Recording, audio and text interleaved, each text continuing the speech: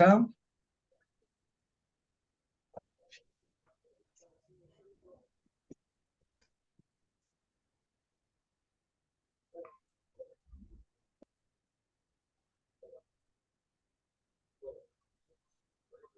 Bien, les agradezco. Leiber López no tiene encendida su cámara. No funciona, Alex. Ah,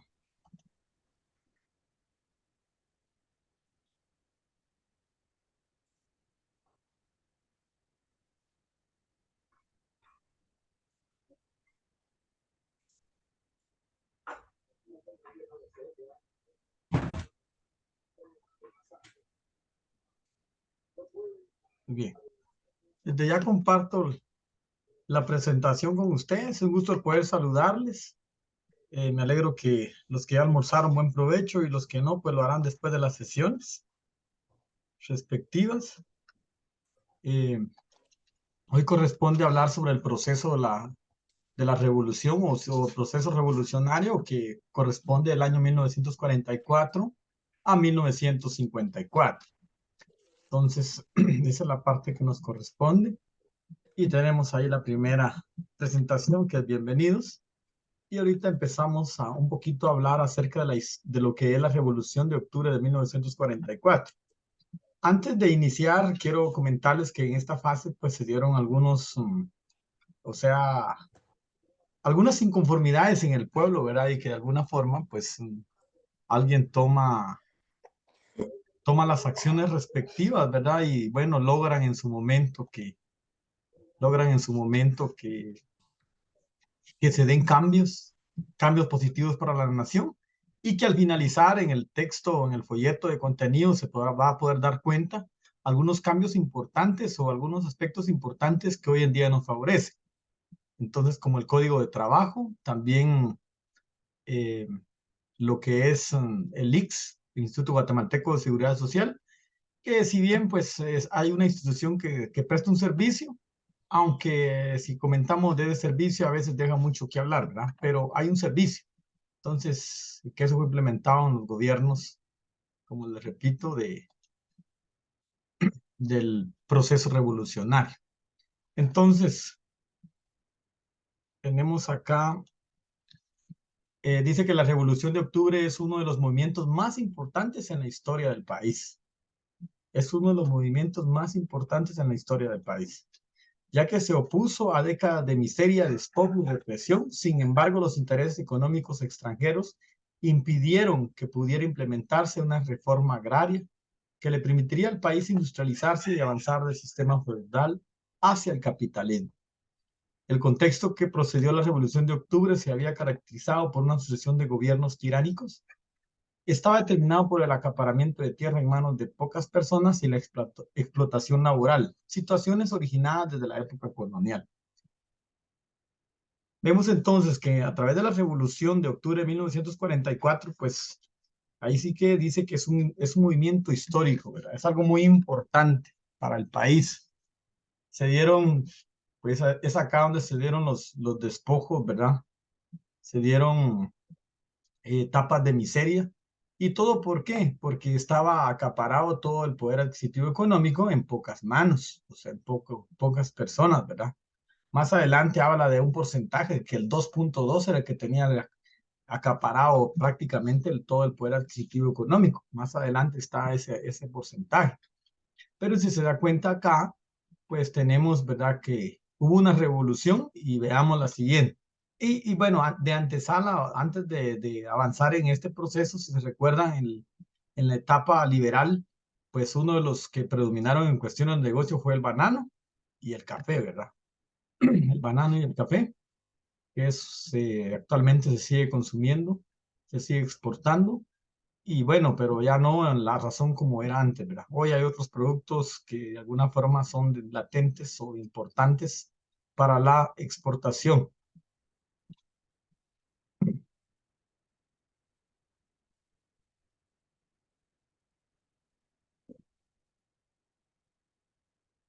También tenemos que en el siglo XX las precarias condiciones de los pequeños y medianos agricultores se intensificaron con los monopolios de la empresa United Fruit Company, que era la empresa que de alguna forma tenía privilegios acá en Guatemala, ¿verdad? Y que fueron permitidos por las dictaduras de Manuel Estrada Cabrera. En ese caso, pues gozaban de ciertos beneficios como exoneración de impuestos. Ellos ponían el precio de lo que querían exportar, vender. Entonces, bastante complicado, ¿verdad? Dice que ambos gobernantes privilegiaban los intereses extranjeros por encima de los nacionales. Hoy en día también a veces se da casi exactamente lo mismo, porque si hablamos del azúcar, por ejemplo, el azúcar se va para otro país y ahí sí que la buena azúcar se va para otro país y nos dejan lo que, tal vez no lo que no quieren, sino que lo que quedó del excedente, cuestiones de exportación, ¿verdad? Pues de igual manera así se daba antes también esta parte en cuestiones de los cultivos o de los productos que se exportaban. De manera que la empresa se apropiaba de las mejores tierras para el cultivo de banano y otros productos. Especulaba sobre los precios de producción y exportación para obtener las mayores ganancias posibles y determinaba las tarifas para el uso de muelles de ferrocarril. O sea que ellos determinaban en cuestiones del precio, ¿verdad? Algo muy complicado en ese lado. Así como la empresa, la United Fruit Company, que tenía de alguna forma privilegios que fueron permitidos por las dictaduras de Manuel Estrada Cabrera, entonces gozaban de privilegios, privilegios que en su momento eso dejaba pues mucho de qué hablar porque habían personas que salían afectadas, ¿verdad? Dominio de la economía guatemalteca. También esas siglas son de la empresa Fruit Company. Tenía el dominio de Guatemala a partir del monopolio de la producción y la explotación del banano. Recuérdense que cuando hablamos de monopolio significa, si hablamos de monopolio significa que solo ellos son los que pueden comprar y vender, el monopolio, ¿verdad? Cuando estamos hablando de una sola institución, una sola persona, una sola empresa. El monopolio de la producción y explotación del banano, así como el transporte. La primera concesión de tierra a la empresa la realizó Manuel Estrada Cabrera en el año 1901. Es lo que hablábamos, que en la dictadura de este personaje, pues se da toda esta situación, ¿verdad? En cuestiones de beneficio a estas empresas extranjeras. En años posteriores, la frutera fue incrementando sus beneficios. Ejemplo de ellos que en 1904 se estableció en un contrato que la empresa tuviera la propiedad del ferrocarril del Atlántico, el muelle de Puerto Barrios, líneas telegráficas y el ferrocarril del sur, con exclusividad para explotar vías férreas dentro de 20 millas a ambos lados de la línea. Si se puede dar cuenta, ahí sí que aparte de tener el monopolio, tenía cierto control en cuestiones de unos bienes prácticamente del Estado, ¿verdad? En otras ventajas con las que contaba la frutera estaba la excepción de cargas, impuestos y multas. Ya lo mencionaba, ¿verdad? De alguna forma, en cuestiones de beneficio, ellos no pagaban impuestos, ellos no pagaban multas, y de alguna forma, aunque infringieran la ley o los mandatos o los estatutos, ellos siempre salían con esas situaciones donde eran exonerados de muchas cosas, ¿verdad? Sin embargo, uno de los peores acuerdos fue que la empresa fijaría el precio que le pagaría a los particulares. Mire, otro dato complicado, ¿verdad? Ellos determinarían el precio que le pagarían a los particulares por el cultivo del banano. Esto impediría que los pequeños productores pudieran sostenerse a sí mismos y como consecuencia se verían obligados a ser explotados por la empresa. En este caso podríamos tomar un ejemplo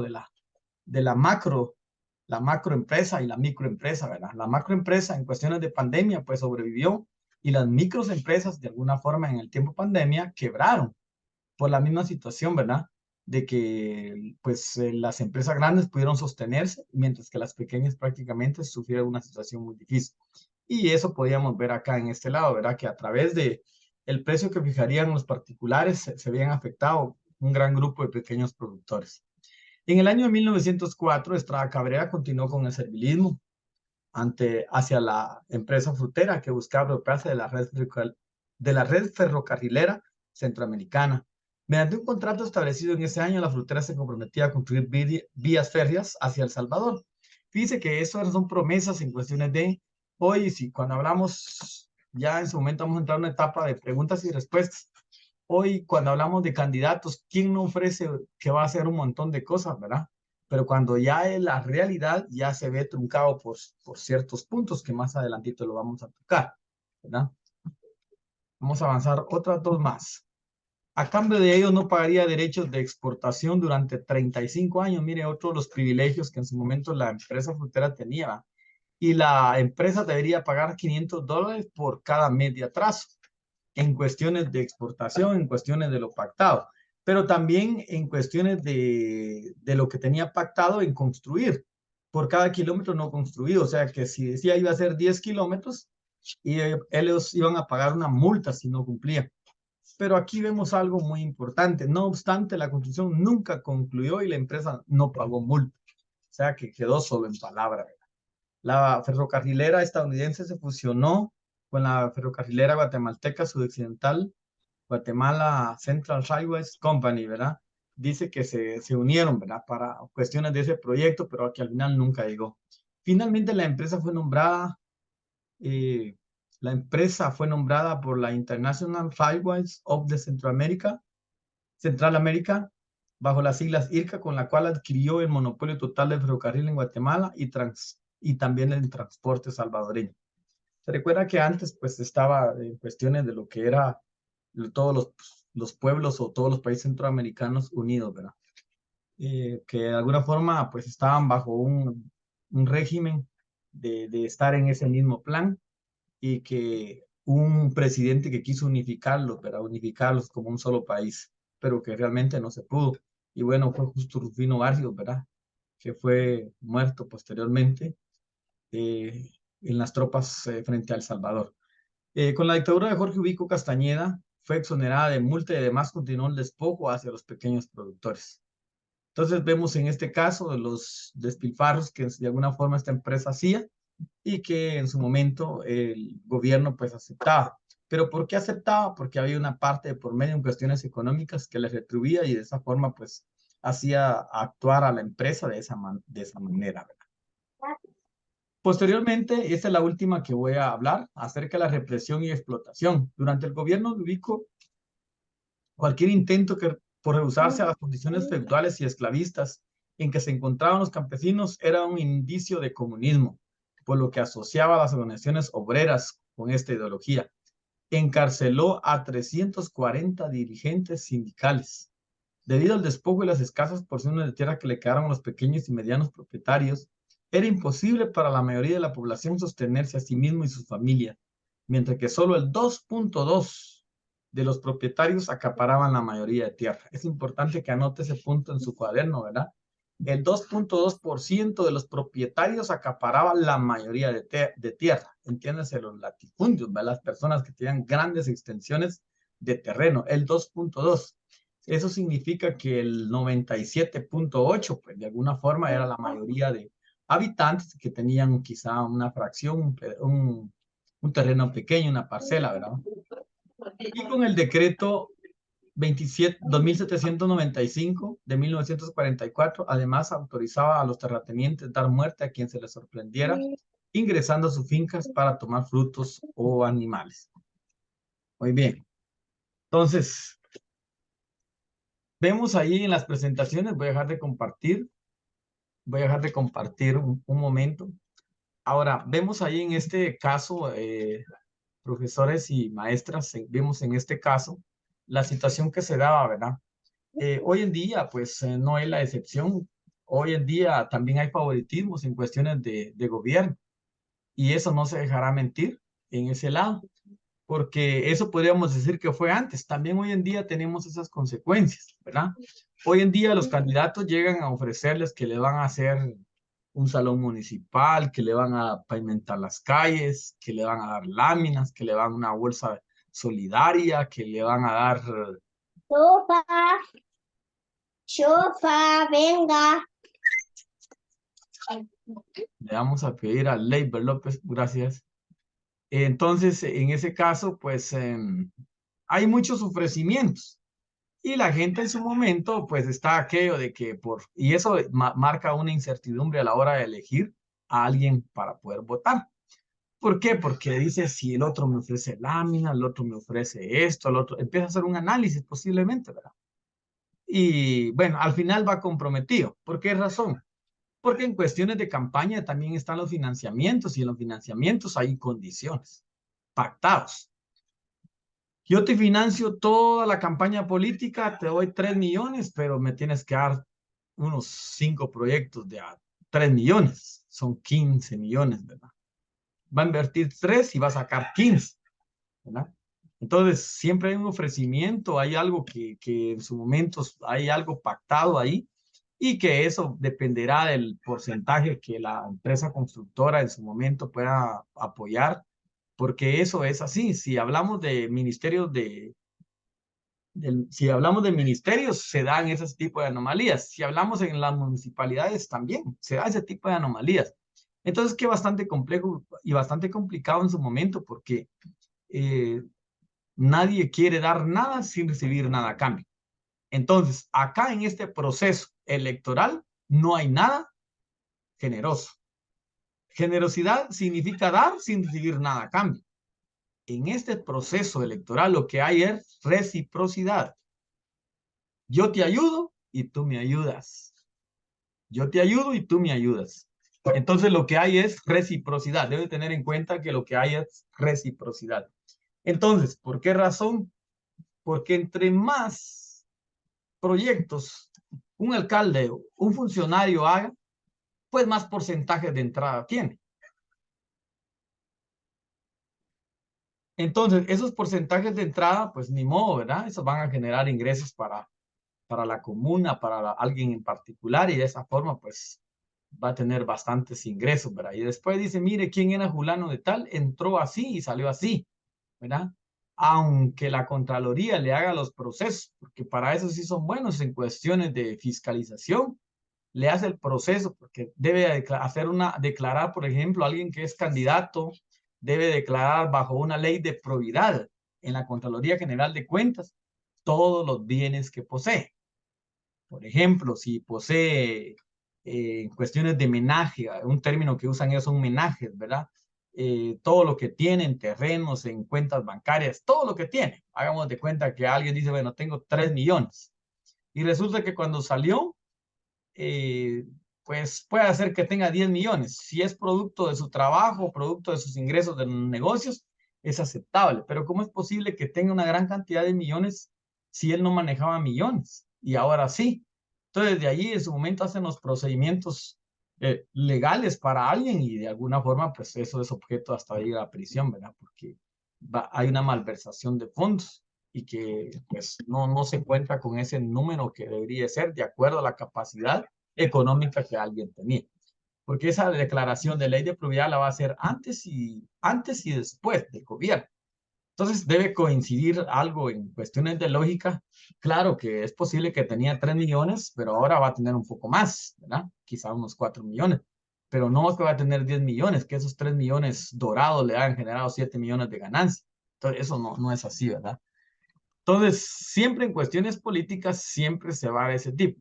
Otro punto importante también es que en cuestiones de los altos mandos, en cuestiones de funcionarios de gobierno, hay detalles que en su momento pues vienen emanadas desde una orden institucional con un término que dice cúmplase y hágase. Cúmplase y hágase. Cuando viene ese término cúmplase y hágase, quiere decir que no hay algo que revoque, algo como quien dice no estoy de acuerdo, algo como quien dice que hago, no, dice cúmplase y haga, es una orden institucional y que sí o sí debe ejecutarse, ¿verdad? Le comentaba al otro grupo, yo tenía un inconveniente en su momento cuando entregaron, antes los que tal vez puedan estar trabajando a través de un fondo rotativo podrán tener en cuenta este aspecto. No se tenía una OPF y entonces había un fondo rotativo. Pues resulta que nos dijeron a nosotros, mire, traiga un pick-up porque le vamos a dar materiales. Y yo, bueno, dije, me voy a dar el pick-up, a ver cuántas remas de papel me dan y esto que aquí, yo haciendo cuentas, ¿verdad? Cuando llego a la dirección departamental, me llevo la sorpresa que lo que me estaban dando era papel toilet, pero puños de papel toilet. Ahora, cuando llegué, mi impresión fue, disculpe, y eso es para nosotros, ¿sí? Sí, eso le vamos a dar. Y yo le digo al licenciado, perdone, si van a dar papel, yo no me lo llevo, mejor que les quede a ustedes. No, es que mire que lo tienen que recibir, porque si no, eso acarrea problemas, que aquí, que allá. Y yo le digo, bueno, pero ¿a cuenta de que voy a recibir algo que no sirve, no nos sirve a nosotros y solo quieren que nosotros lo llevemos? Sí, pero es que tenemos problemas y ustedes no se lo llevan, que esto y que el otro. Al final le dije, yo, mire, yo quiero una copia de todo eso que voy a firmar, porque sí necesito averiguar, porque no, esto no es lo correcto. Al final, pues empiezo a echar el papel al vehículo y un montón de papel, fardos de papel toilet. Cuando llegué al instituto, le digo a los compañeros, hasta les dio risa, ¿por qué pidió bastante papel? Yo no pedí eso, me dieron. Y hacíamos en son de broma, les dije, bueno, si alguien tiene diarrea, un rollito de esto no le va a alcanzar, se tiene que llevar dos porque tenía pocas hojas, ¿sí? Pocas hojas, y yo, la verdad, qué complicado. Después me enteré, porque a nosotros no nos dieron, pero al nivel primario les dieron un fondo rotativo, en ese entonces les dieron cuadernos, y cada cuaderno estaba súper valorado. Yo no sé si tenía algo ahí de valor en la pasta, no sé, pero cada cuaderno valía 7 quetzales con 5 centavos, de los que normalmente valían 2.80 o 3.50 el cuaderno. De 2.80 a 3.50, o póngale de 3 a 3.50. Tal vez hoy pudiera estar a 4 por los índices que tenemos en cuestiones económicas. Pero qué complicado, porque ahí había una orden institucional que decía cúmplase y hágase. Entonces, cada cuaderno tenía un valor de 7 quetzales con 5 centavos. Ahora, ¿quién se robó esa plata? Venía de un alto mando.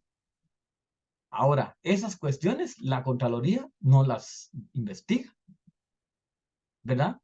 Debería investigarlas, pero al final se quedan en el aire, ¿verdad? Entonces, pero no va a ser un funcionario así pequeño en cuestiones de, porque ahí le están fiscalizando todo, ¿verdad? Hoy en día tenemos, tal vez vieron ese reportaje ustedes de Evelyn Morataya, la ex esposa de Alfonso Portillo. No sé si han visto en alguna oportunidad los reportajes de ella. Hoy precisamente le envié un video a los jóvenes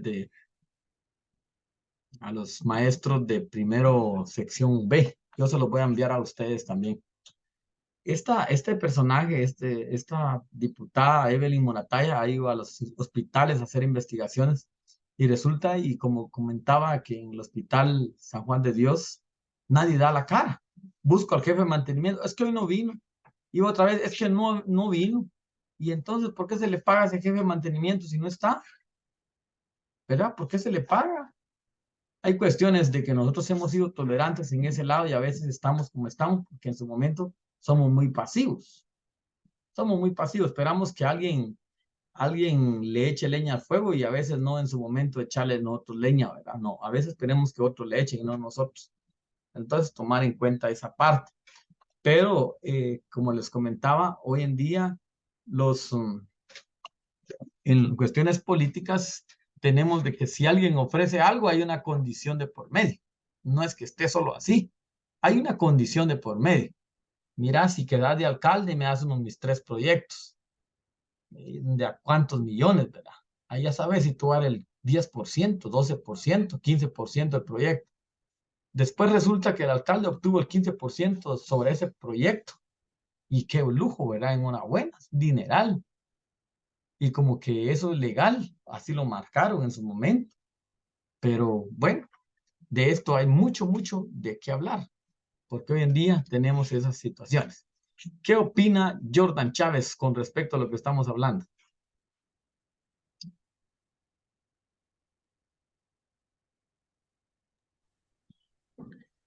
Eh, pues Le escucho, le de, escucho. de con lo que nos habló sobre sobre lo que se roban de las ventas. Sí, sí, sí, oye algo problemático porque eso no lo sabía yo de que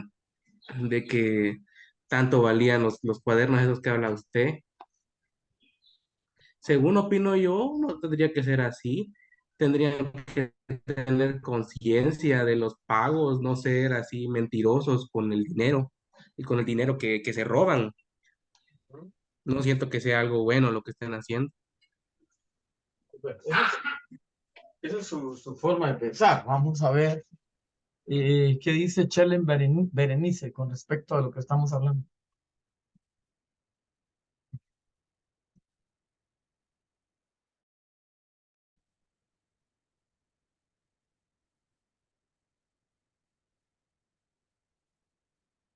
Bueno, no está.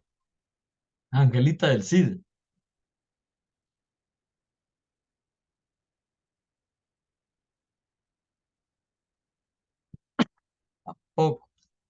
Y te recuerden que son importantes las participaciones. Ahorita apagan la cámara y saber dónde están, ¿verdad? Entonces es importante en su momento estar pendiente. Vamos a ver qué dice Winston Ariel. Ya se ve que por aquí venía la chimolita. Pero sí, nosotros que estamos metidos en el rollo de la educación, nos damos cuenta que siempre hay anomalías. No sé, eh, sí tenemos la experiencia, eso de los cuadernos sobrevalorados, es cierto, y unos cuadernos de malísima calidad, que creo que hubo un momento que ni siquiera eran comprados en almacenes, sino que el mismo gobierno trataba de fabricar esos cuadernos de alguna forma o le pagaban a alguna empresa, pero eran cuadernos de malísima calidad. Tanto que hay un papel que se le llama, si mal no sé, es papel de reciclaje, no recuerdo cómo se llama, de reuso, y es un poco más amarillo que otras calidades. Y esos cuadernos eran los que estaban metiendo a 7 centavos. Entonces, eso pasa y suele pasar no solo con la educación, eso pasa, creo que en la mayoría de instituciones guatemaltecas, lastimosamente, el dinero se tira y no llegan los impuestos al pueblo tal y como deberían ser. Si no, fuéramos un país muy desarrollado, la población tendría facilidad de una mejor economía, pero lamentablemente siempre hay fugas ahí. Muy bien, gracias. Vamos a ver la última participación de este evento. Licenciado, yo quisiera comentar algo de esto en la clase. Se Ajá, da porque ahorita con lo de las bolsas que dan a los estudiantes, ajá, este, que le ponen un precio a la bolsa, ¿verdad? Y ajá, los productos están muy sobrevalorados, en primer lugar. En segundo, son de mala calidad. Por ejemplo, la verdura, ya viene pasada la verdura. Y ellos se van al Segma, al terminal, a los lugares donde venden la verdura más barata y aquí la vienen a poner a precio carísimo. El otro día que dieron yo tengo mi hijo que está en una escuela, me dieron una bolsa y la papa la ponían el precio a 6 quetzales. ujú, Y en las tiendas, en el mercado, está a 4, 4.50. Imagínense, es unos 50 más que estaban poniendo por la papa. ujú, Y yo les dije a ellas, ¿verdad? Miren, ¿por qué están poniendo más cara la papa si se supone que ahí más barata que se le está comprando por mayor, ¿verdad? ujú. Ah, es que ellos tienen que pagar que lo embolse, que no sé qué, pero esos ya son gastos de ellos, ¿verdad? Entonces, muchas veces desde ahí viene la corrupción, porque los dueños de los comercios les pagan de las directivas, les dan un bono o algo así, por contar que los busquen. Y los que se están riqueando son los dueños de negocios, ¿verdad? Gracias por su participación. Bueno, algo muy importante dice usted, ¿verdad? Y yo pienso, mire, a veces, lamentablemente, las OPFs existen, ¿verdad?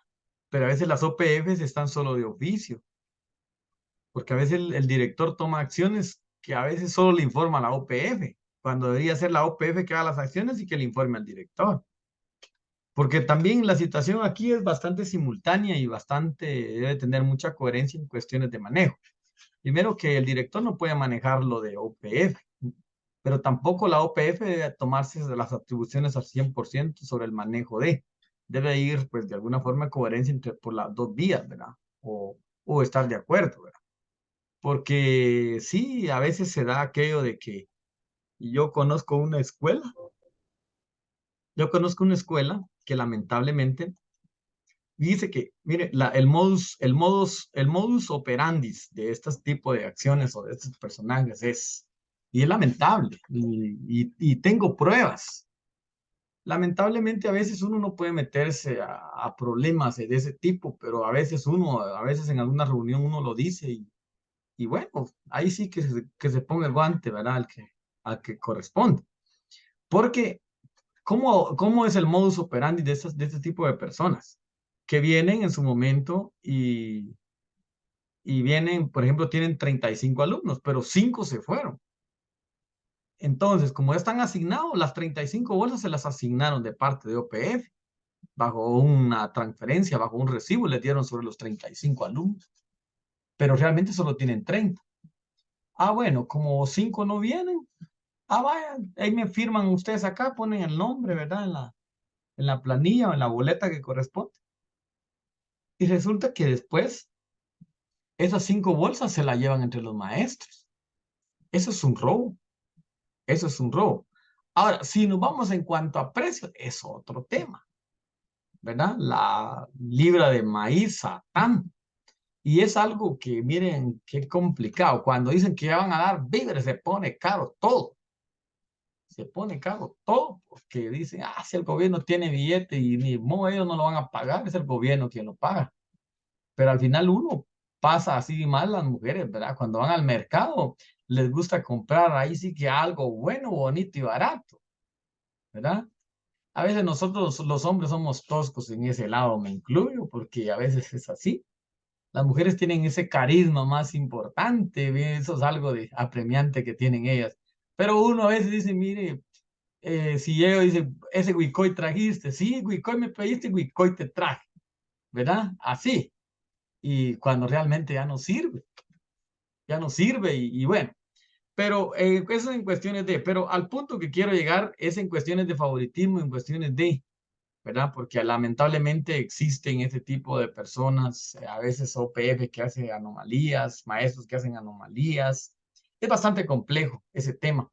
Pero el punto que el enfoque que quiero dar es que con anterioridad en los gobiernos anteriores se daba esta misma mecánica. Se acuerdan que estamos haciendo historia. Una historia positiva o una historia negativa, independientemente qué tipo de historia estamos haciendo, ¿verdad? ¿Qué tipo de historia estamos haciendo? ¿Cómo vamos con nuestra historia? Una historia positiva.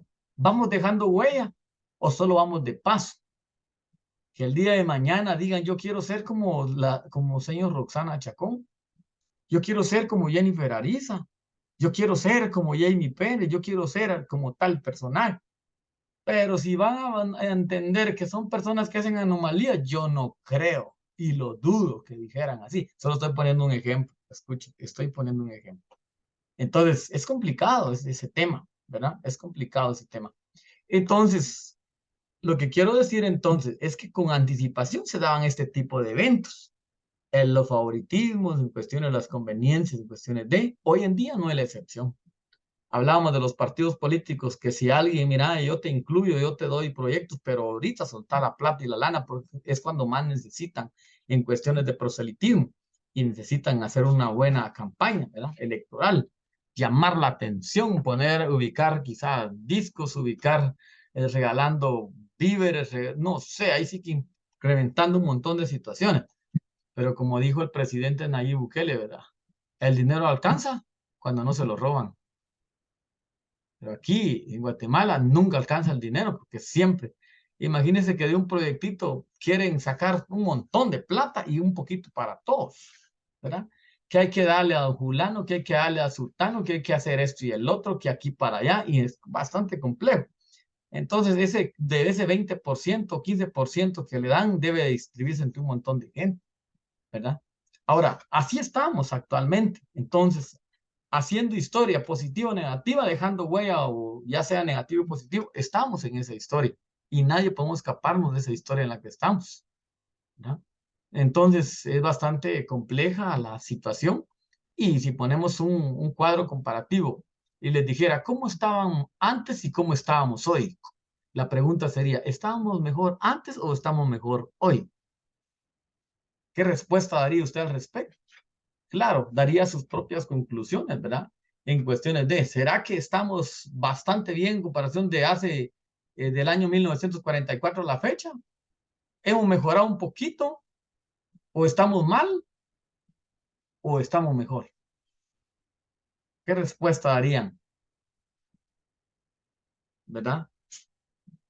Porque hoy vemos las acciones en cuestiones de gobierno. Por ejemplo, yo veo eso de lo El Salvador, ¿verdad? Para algunos dice que el 93% a nivel mundial acepta el gobierno de Nayib Bukele. Pero hay un 7% que no acepta. ¿Por qué no acepta? Porque dice que se están violando los derechos del, del reo. Ahora, el mismo Nayib Bukele dice, pero ¿cómo él no tuvo misericordia para matar a tantos? ¿Verdad? Siempre su intención fue matar, liquidar, y pues mató un montón, ¿verdad? Pero no hubo ahí aquello de decir, ¿dónde estaban los derechos humanos? ¿Dónde hubo aquella conciencia de decir, no? Y hoy que están presos, algunos pocos países están juzgando la acción de Nayib Bukele, pero lo importante de eso es que el 93% está de acuerdo con las acciones que este presidente está tomando en aras de tener un mejor país. Estamos para cerrar esta sesión. Posteriormente vamos a hacer otras presentaciones con otras y vamos a dar otro poquito y luego voy a explicar lo de los trabajos, ¿verdad? Como la mecánica y algún un puntito de inconveniente que se dio en la evaluación. Esos son los puntitos que vamos a tratar. Vamos a terminar esta sesión. Ya estamos para concluir.